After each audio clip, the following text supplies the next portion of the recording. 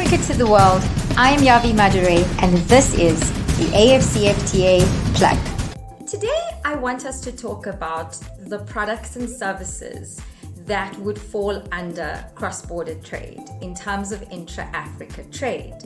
Obviously global trade as well, but specifically under the AfCFTA. One of the things that we need to deal with is the trust deficit when it comes to African countries and Africans across the continent not trusting each other when it comes to the quality of products, when it comes to payment systems, when it comes to service delivery, and all of those kind of things. So we need to look at how we incorporate trust engineering into our systems and processes, especially when it comes to manufacturing of products and delivery of services.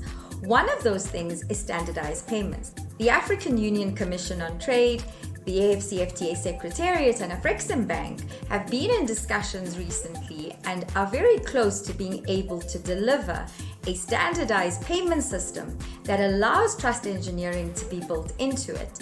But what else are we doing on the continent to ensure that we are removing the trust deficit that exists currently between us? What are we doing as business people to remind our consumers that we are here to invest in our products in terms of quality, standards, packaging, branding, and value for money?